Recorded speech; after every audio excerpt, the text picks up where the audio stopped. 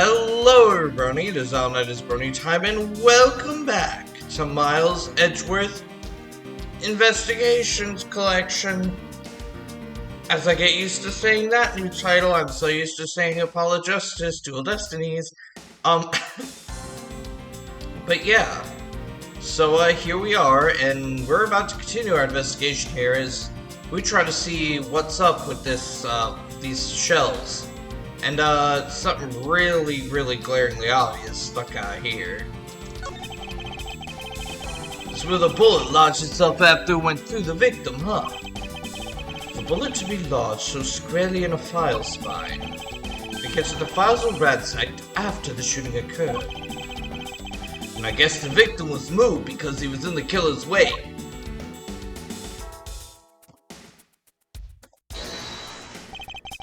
Is this spot somehow connected to any of the evidence I hold?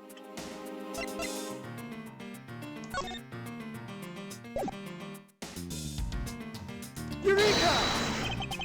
This is clearly where the contradiction lies. I don't really see what's so wrong with that spot. Ha! You don't understand? You see, therein lies the contradiction. Mr. Edgeworth, sir, it'd be nice if you just admit when you're wrong. That wasn't a mistake. That was me keeping you on your toes, detective. God dang it.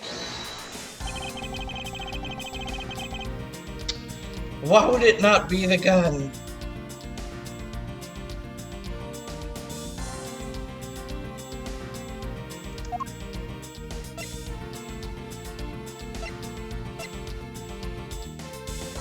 Okay, sure, I guess it's this one. This is clearly a contradiction here with this bullet hole. What do you mean, sir? You don't see? Quite simply, the bullet hole itself is too low. The victim was shot in the stomach. The hole should be much higher up. But what if the guy was shot while he was sitting or lying down, sir? That would be illogical. The victim leaned against the shelf here after being shot. It suggests that he was standing when he was shot. Then that means... Wait, what does that mean, sir? It means you need to use your brain every once in a while instead of mine, detective. In any case, it means someone made a faulty assumption. And it was from this mistake that a current contradiction was born. What is the faulty assumption that caused this problem with the bullet hole's position?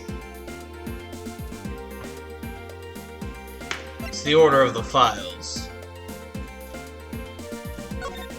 Because they're not organized in the right order. Because D and E have been switched. I believe the order of the files is a bit off. You mean I put them back in the wrong order just now? Hey, actually, I think the labels on the files are wrong, sir. Oh? Yeah, you see here how the files that were shot begin with the number 0? What are those doing all the way down there after 1, 2, and 3? That's really weird. Actually, the way they are organized now is the correct order. They're exactly as I see them in my mind's eye. The numbers are all out of order. Those white binders are special, so they are arranged a little differently. But from this, we know that the files were not in this order when the crime occurred. Aha, so that's it. I believe the killer made the same incorrect assumption as you just did, detective. Let's rearrange the files in numerical order and see what we find out. Do you think it'd be okay to prop the body back up to know how it was before it was moved? They finished processing the crime scene, so I don't see why it wouldn't be. If you please, Detective Gumshoe. As I suspected, the bullet hole is where it should logically be. The killer went through my files first before shooting Mr. Faith. And then put the files back in numerical order, I guess. Then put the files back in numerical order, I guess. Exactly. And then proceeded to shoot the victim. Why would someone kill a man and then look through your files one more time? Puzzling indeed. The files were thrown into disarray twice, once before and once after the crime. But why?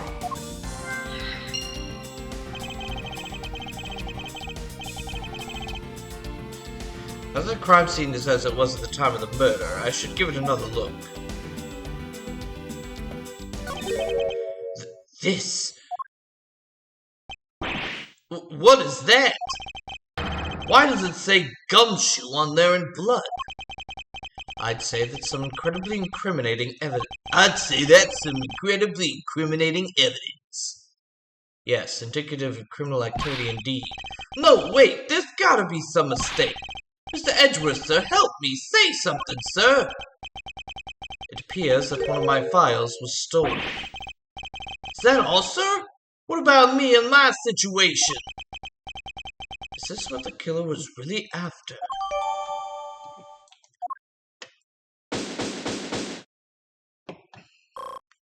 Okay.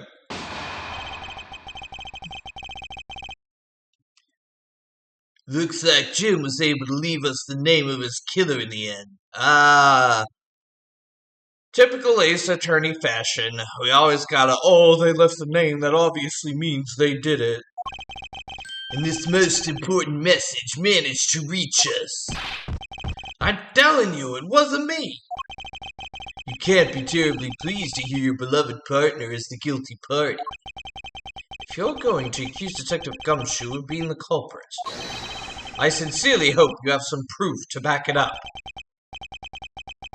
Jim's words, they're more than enough, wouldn't you say? If that's how you want to play it, then at least allow me to understand your reasoning. You got it. Here it is, you guys, our first confrontation. I don't like this one bit. Something strange about this man's attitude. And there must be some sort of flaw to his logic waiting for me to dig out. Mr. Edgeworth, what are you going to do? What I always do in court. I'm going to cross-examine him. One way or another, I'll expose the flaw in his logic with this technique. Oh, how do you do that? Can you explain to me, sir? No, I already know.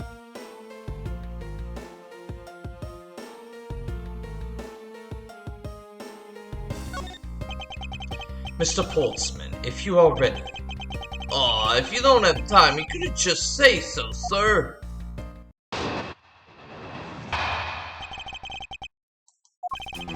Detective Gumshoe, you stole Jim's gun from him and shot him dead. Furthermore, you messed up the files to make it look like you had committed theft instead. That's when you moved Jim's body that was sitting in front of the bookshelf. Thanks to that, you didn't notice the bloody letters his body was hiding. It will be by his final words that you will be brought to justice. You intend to argue that the victim's dying message points to his killer. I can hear Jim's voice, and he's calling for his killer's arrest. Are you sure you're not mishearing his words, Mr. Portsman? Mr. Portsman. Portsmouth is a town in Massachusetts. There is no way Detective Gumshoe is the culprit here. I'll find the flaw in this man's logic and expose it with credible evidence.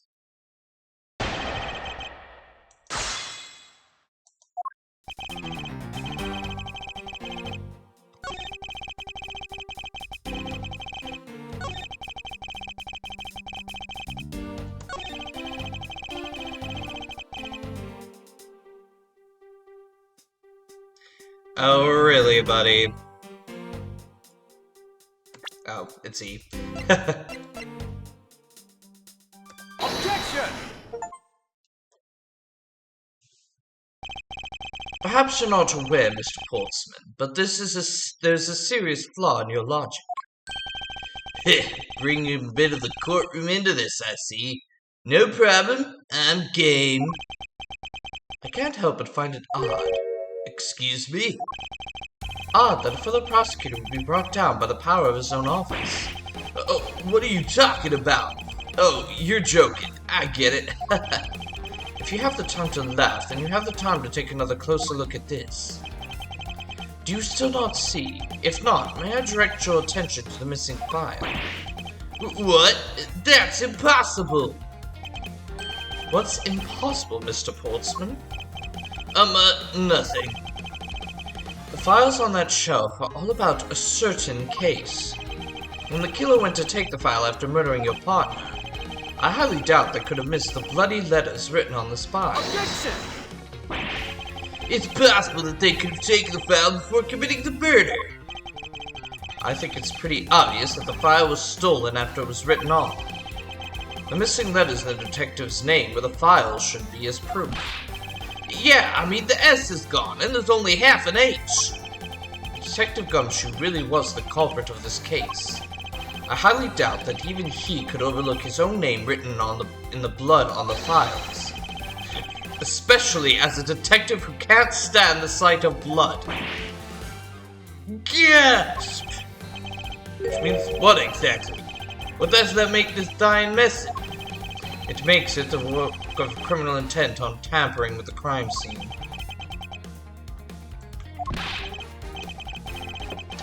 That's so low! I can't believe the criminal tried to pin this whole thing on me, sir! I'm gonna get him, sir. You'll see. I'm gonna have him under arrest in no time. Well, Mr. Portsman? Brilliant. Absolutely splendid. Logic deserving of Olympic gold. I appreciate the praise, but it doesn't change the fact that your reasoning is flawed. Meh, you win some, you lose some. That's how life goes. Glad everyone's so cheery, even though I feel more dead than alive. But you know, it really is a shame. I really didn't want to have to bring this up, however. What is it this time? Are you still after me, pal? Humor me for a second. Who is the key to this office? That would be me. Mr. Edgeworth just proved I'm innocent, pal.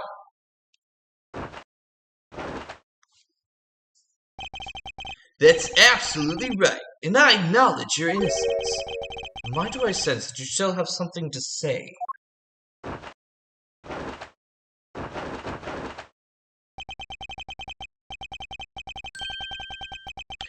Well, I was thinking. Did you know there is one other person with a key to this office? One other person? Hey, you there! Yes, sir! What is it, sir? Would you kindly fetch and escort that lovely young lady here for me? A lady? Girl is a member of this building's security. Think of her as a material witness. Security? Did you say security? No, stop it, pal. No! What's wrong with him all of a sudden? I believe she needs no introduction. I have called upon Miss Maggey Byrde, a member of security. Ah, the return of Maggey Byrde. Detective Gumshoe, sir. Maggey! Miss Byrde is a security guard on watch tonight. I see, and your point is? My point is that she could very well have used it. And by it, I mean the master key which can open all the office doors in this building. Well, what? If you are not the guilty party, Detective Gumshoe, then the only other person with access to this room is Miss Byrde. How dare you? I would never sneak into someone's room. That's right. I refuse to believe that Mag is the culprit, pal. It was me. That's right. I did it. Can we take that as a confession, Detective? Well, it wasn't really me, but it definitely wasn't Maggey, pal. So yeah, it was me. If it was, you'd have no problems with that, right? Please refrain from flying off the handle, Detective. There's no need for such theatrics. Listen to your boss, Detective. He understands what I'm saying here.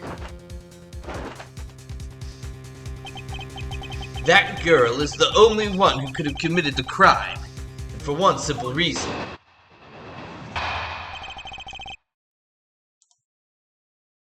It's pretty obvious that Miss Byrde snuck into your room using the master key.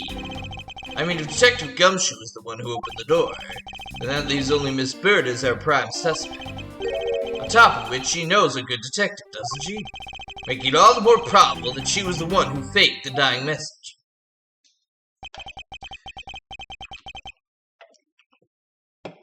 So you're saying she used the master key? Incredibly incriminating evidence, wouldn't you say? That's what you claimed about the evidence earlier as well. That was then, this is now. The flow of a good match always changes during a rally. It's all about your reflexes and reaction time, especially for an athlete like me. I wonder if there was anyone else other than Miss Byrde who could have used the master key. Seems that the only way to get Mr. Postman to give me more details is to press him.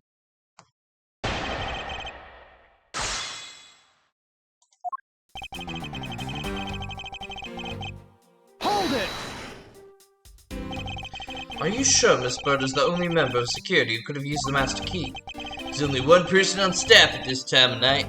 Tonight, she's it. Isn't that right, Miss Byrde? That's, true, but I wasn't able to use the master key at the time of the crime, sir. Wasn't able to? What's that supposed to mean? Yes, moving on. I'd hate to get sidetracked by something unrelated. What do you mean unrelated? I want to hear what she has to say, pal. But you can't really trust her not to tell lies. Plus, I hate wasting time. Shall I hear Miss Byrde out? Not so fast. I too am interested in hearing what Miss Byrde has to say. Did not just say it'd be a waste of time? We don't need to hear her lies. I'll be the judge of that. Miss Byrde, if you please. I discovered that the master key was missing around 1 AM, sir. What do you mean by missing?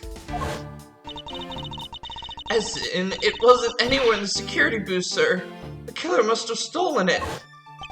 Mr. Portsman, I believe this to be an important piece of testimony, don't you?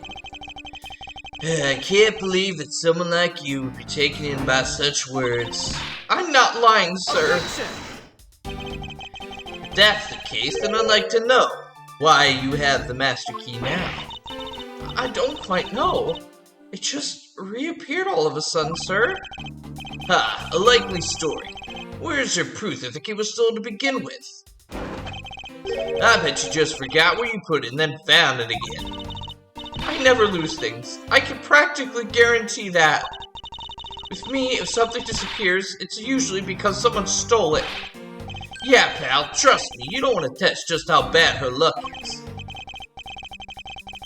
Unfortunately, I can't deem this piece of testimony as conclusive. Glad you agree, Mr. Edgeworth. But you still haven't established Maggey's motive for breaking into Mr. Edgeworth's office. A motive? Didn't we already establish that it was theft? I mean, the culprit clearly went through the bookshelves and at least tried the safe. It is as Mr. Portsman says, Detective. You have to know the fact that all the evidence points towards a motive of theft. I'm done taking blows.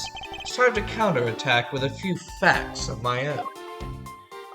She wouldn't have known about the secret safe.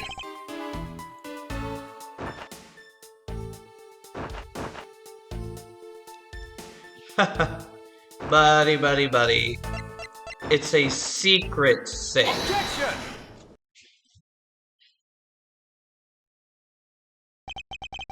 Do you wish to continue insisting that Miss Byrde was set on stealing something? Why not? It's the truth, after all. It was also by your logic that we came to the whole thievery conclusion anyway. That may be, but you must also be aware of the fact that the safe is a secret safe. The existence of which is only privy to prosecutors. I find it a little hard to believe that a hidden safe was a part of her cunning plan. But she could have found it by accident while she was turning everything else upside down. I highly doubt that. I'd say the culprit knew exactly what they were looking for. After all, only the bookshelf and the safe were targeted. Yeah, even I didn't know about that safe, pal. That means there's no way Maggey could have known about it either. Then you're proposing that the killer is a prosecutor? Interesting conclusion. That's definitely looking more and more probable. Why are you so nervous, dude? What's wrong, prosecutor? Do you have a different suspect in mind now? Curses! Why? What made you? What's with the angry face all of a sudden? It's all my fault. What do you mean? It's Jim. He knew about the existence of the secret safe. What did you just say? We were partners, like inseparable conjoined twins. That's why I told him. I filled him in on the secret safes. Then that means, yeah, I know, I had only just told him too. Obviously, it was wrong of me to tell him. Still can't quite believe it, but the thief who broke into your room is probably Jim. I was claiming that the victim was the thief? And you were simply trying to stop him, weren't you? Miss Maggey Byrde? Excuse me? I mean, you are a security guard, right? That's your job. But killing is going a bit too far, even in your risky profession. What the? You're still accusing Maggey of the murder? Yes and no. I mean, she had stumbled upon Jim, who had probably drawn his gun. I get it. It was self-defense, wasn't it? No, I could never do something like that. Not even as a security guard, sir. Plus, even if he was a thief, he wouldn't have a key to this office. Which is precisely why I had to steal it, wouldn't you say? It was Jim who stole the master key. Ah! Pretty impossible for a supposedly stolen key to be here with us unless you retrieved it from Jim after you killed him. Mr. Portsman, are you honestly accusing your own partner of being a thief?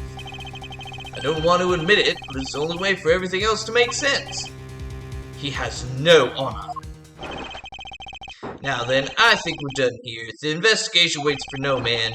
You people should be kind as to see yourselves out. You can't kick us out. This is Mr. Edgeworth's office. But I'm the one who's been assigned to this case. You are all suspects to varying degrees, and therefore ineligible to run this show.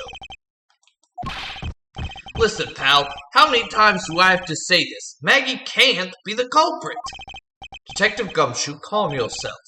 But sir... We have no choice but to accommodate his request. For now. Thank you, Mr. Edgeworth. At least one of you understands. Now then, if you could remove yourselves from my crime scene, I'd be most grateful.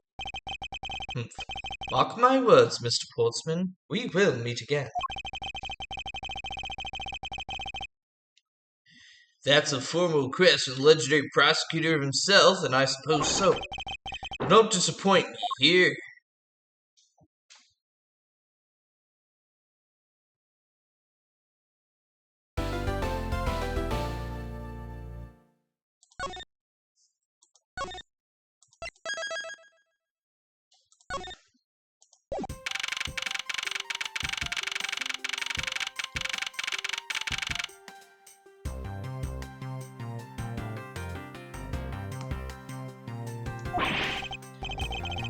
What is with that prosecutor? I can't believe how rude he was. It was unbelievable. Please maintain your professionalism, detective. I want to find some real solid evidence proving Maggey's innocence. You'll see, sir. But we've been kicked out of the crime scene, sir. True, so then what now? Looks like my life's fallen into yet another gigantic ditch. Do not despair, Miss Byrde. We can overcome this as well. There are many other places and things we should be looking into anyway. Oh, really, sir? For example, this hallway. The linchpin of his argument against Miss Byrde is related to the master key. In that case, this hallway is the perfect place to look for more information regarding the mystery surrounding my door.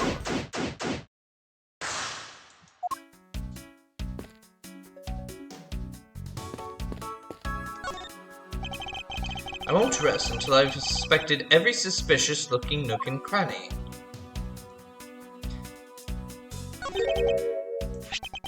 It's... Isn't that the Missing Zero series file, sir? No doubt about it. The bloody letters make it clear as day. There seem to be a few pages missing. A thief took only what was necessary and left the rest behind. So what are these zero files about, sir? Guess they got something worth stealing in them, huh? Not particularly, it's just a collection of case files. However, the cases within these files are not mine. Huh? They belong to the High Prosecutor that used to occupy my current office. I have my reasons, but let's just say I was charged with keeping them as they are. Then that means the thief must also wanted the file for a specific reason, right? It would seem so. Only the pages related to the case from 10 years ago are missing. Wonder why anyone would care about such an old case.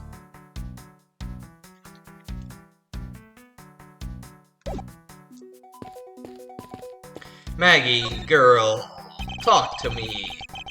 I was wondering if I may speak with you a bit concerning this case. I've always been a big fan of the courtroom, but this is like a dream where I'm being cross-examined by the Miles Edgeworth. Can't let this chance pass me by. I must remember to ask her about the master key. I should jog her memory by showing my notes to her with tea. Have you ever met the victim before? Well, I've seen him a couple of times when I had to go to Mr. Portsman's office. Mr. Faith was always playing basketball with Mr. Portsman, sir. It sounds like fun. Just once, I'd have loved to play with him. Sounds fun, but the only person ever taking a shot was Mr. Portsman. All Mr. Faith ever did was pass him the ball, sir. On second thought, I don't think I'd fit in all well with them. Miss Maggey Byrde, correct? I take it that you are an acquaintance of the detective. She was under my supervision back when she was still on the force, sir. One day she got caught up in a murder and things started going downhill, so she quit. But I owe a lot to Detective Gumshoe for introducing me to my current employer. Or so I thought, until a few hours ago. Right before I was about to clock out for the night. You got caught up in this whirlwind of a case, correct? Don't worry, my whole life has been nothing but a whirlwind of bad luck and failures. Since I was 6 months old when I fell from the 9th floor of my apartment building and somehow survived, I don't know how. I've been hit by all sorts of vehicles, gotten sick from all sorts of foods, and somehow you're still alive. Failed at almost every test I've taken, experienced almost every kind of disaster. And now I even managed to be named a criminal just when I've become a security guard. God dang. Shichikumi hates this character. He's like, I'm just gonna give her a miserable life. That's a lot to go through in one lifetime. I know. Just when I thought I had finally found my happiness. I wind up getting you and Detective Gumshoe involved in my bad luck. Don't need to worry about me, Miss Byrde, nor do you need to worry about yourself. I will solve this case and prove your innocence. All I ask in return is for your cooperation. Yes, sir, Mr. Edgeworth. You can count on me. I'll do all I can to help.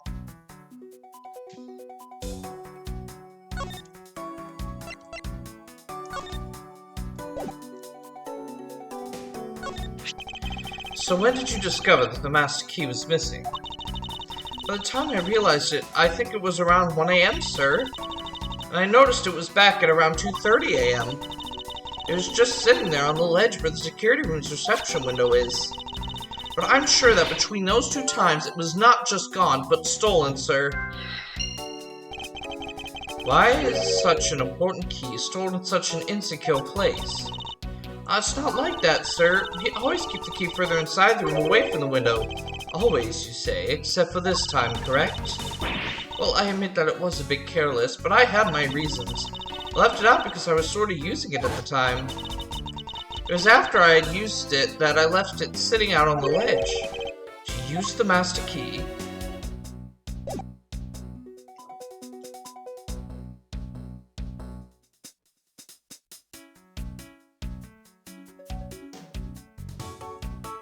Oh. What did you mean by used the master key? Oh, I had to use it to open the door for this prosecutor who had forgotten his key. I mean, it's my job as a security guard, right? What is it? That's right, I just remembered. The prosecutor forgot his key. It was Mr. Portsman, sir. What?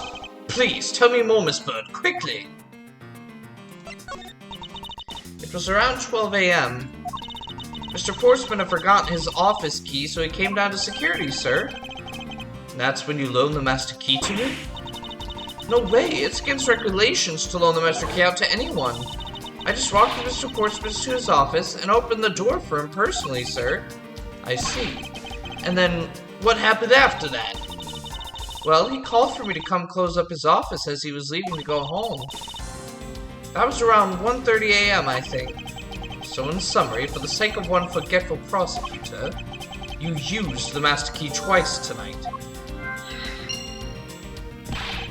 Talk about suspicious. I doubt you can say that you never left your keys at home, Detective. This calls for a thorough examination of Mr. Portsman's door. And we will investigate that door next time on Miles Edgeworth Investigations. Yeah, here we go at the end of this episode. This first case, it always moves very quickly. If I remember correctly, the next cases will probably be a bit longer with more logic and everything, but yeah, for right now, it's pretty obvious. Well, they showed us Mr. Portsman's the killer, but we still need to investigate some more to prove it. But that'll have to wait. So, thank you all for watching. Please leave a like, comment, and subscribe if you time for more content, especially more investigations. And also make sure to share this video far and wide so we can get as many eyes on this new series as possible. Alrighty then, I will see you all next time.